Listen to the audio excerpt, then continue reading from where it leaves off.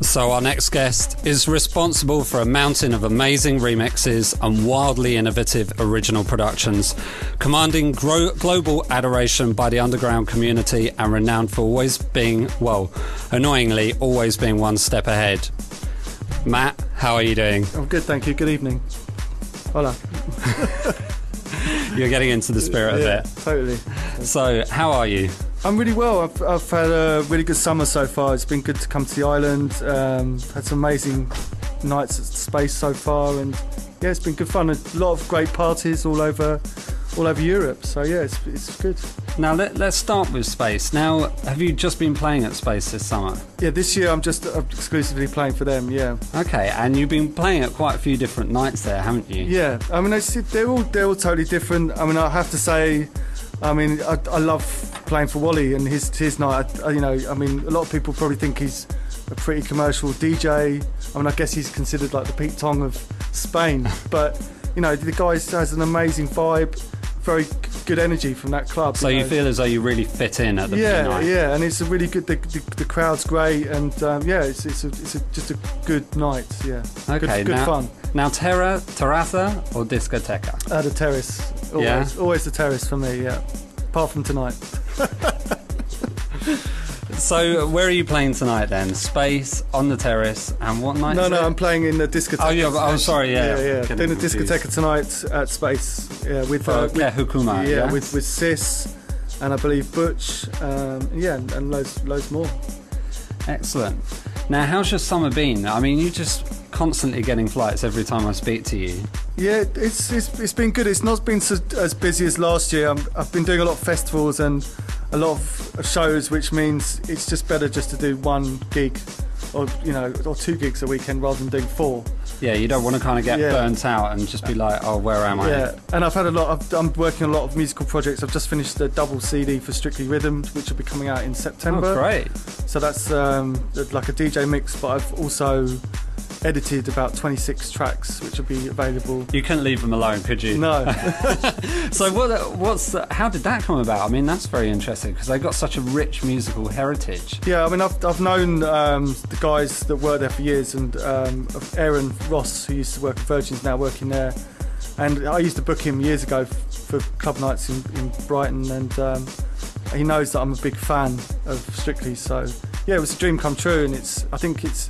So you're raiding the back catalogue. Yeah, and it's probably in a completely different way to what a lot of the previous DJs have done in the series. So it's going to be. There's 2 completely different mixes. One's like pretty deep and more of like an after hours kind of vibe, and then there's a more very straight up kind of New York style mix. Nice. Yeah. Now, what about your own label, Records? How's that going? Records is doing really well. I mean, we're working, of course, with loads of great artists. We're hoping to release the debut album from Nina Kravitz very soon. Obviously, we just released Mr. G, Colin McBean's album. He was one half of the Advent, and it's even though the guy's nearly 50, this is actually his first ever solo album. Wow, so. Debut album. Yeah, and it's already loads of people are raving about it because it's completely analog. The guy doesn't use a computer, so and I think there's a lot of producers like Matthew Deere and all sorts of people, modern producers, who have really just gone, wow, this is incredible, so yeah. Well, I mean, those guys are real fans of the analog stuff anyway. Yeah. It's got such a warmer sound. Yeah. Now, do you work with a lot of analog stuff? Not at the moment. I mean, I used to in the 90s. We used to have a pretty good studio, but over the last few years, from travelling and moving, I've been reduced to a computer at the moment, but for the moment. But it's all with the mastering, isn't it? And yeah, I'm sure, it's because all the records stuff has always just got that really nice, warm sound. Yeah, it's all about. I mean, I believe it's all about having ideas, and that's the main, really the focus in making music. It's not about having the latest gear. No. You can have all the gear in the world and not make a track. So. All the gear and no idea. Yeah, exactly. Now, I mean, you've had people poring over your records, sort of dissecting them and just you know, I know that there's probably not a science behind it, but I know that a lot of people will be asking, where does the creative process start? I mean, how do you go about making those tracks? I mean, it depends. I mean, I'm always working on different projects. I've just finished a new single, Quiet Village record, and you know, it's always good to come in the studio and start something completely different, you know, or try new ideas. And obviously, the inspiration comes a lot from being out at the weekends.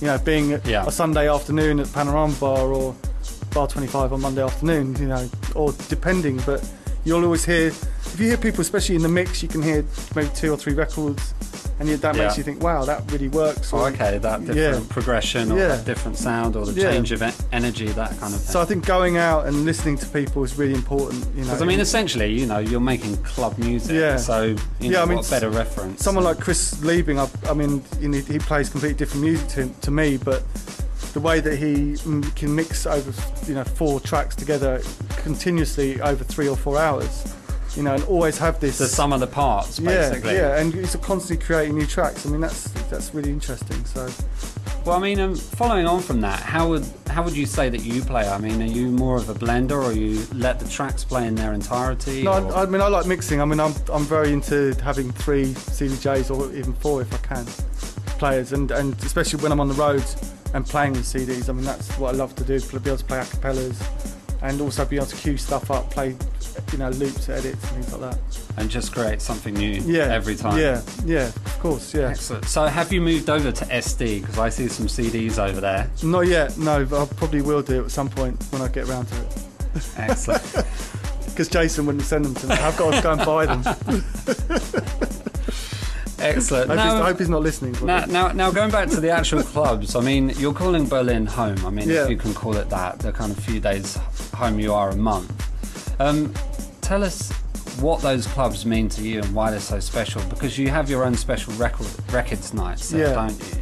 Yeah, I mean, Berlin, I mean, I guess most people listening to the show have probably been there, but it has an incredibly free vibe. You know, there's no time limit. There's no, you know, there's hardly any rules, and it's the freedom you can have within clubbing or enjoying music is something I don't think you get in many places around the world. I mean, I guess maybe Ibiza 20 years ago, but I mean, you're limited here with time, which kind of makes people, I don't know, maybe react in different ways.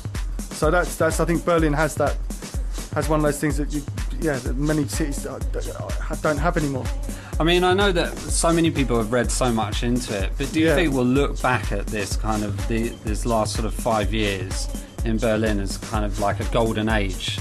Yeah, I think it's still moving. I think it's still got a long way to go, and I think the city is very in favour of the nightclubs, because you can tell, you know, by the fact that, you know, there's this whole, you know, the EasyJet generation or the young people travelling. It brings in so much money to the city, you know. So, I mean, and you still think it's got room to grow, sort of creatively, and I think things like, I mean, you can see the success of Bar 25, and I think they're going to be moving, and I think it's constantly evolving, and you've got to remember that there's a completely other world apart from the Berghain Watergate, and there's huge amounts of free parties, squat parties. You know, there's just a lot of young people expressing themselves, and also there's not that restriction of the police. And so it's not very oppressive at all. No, not at all. It's like it's a number of elements kind of coming together. Basically, you've got the right people, the right government, and then the right sort of financial climate that, you know, things are heavily subsidised. I mean, cost of living is very cheap. You can live for hardly any money at all, which is great. And the door prices are low, and I mean, it's a great place. But don't move there. We don't need anyone else there. Excellent. Well, I think that we better leave you to get in the mix. Great. For 45 minutes. Thanks so much for coming on the show. Thank you. Now, how do people normally refer to you? Matt or Radio Slave? Matt, I guess. Because I kind of feel a bit awkward calling you Radio Slave or Slave or... No, it's just Matt. Matt's easiest. Yeah. Excellent. Okay, thanks so much for coming on the show. Cool, thank you very much. We're going to hear you in the mix.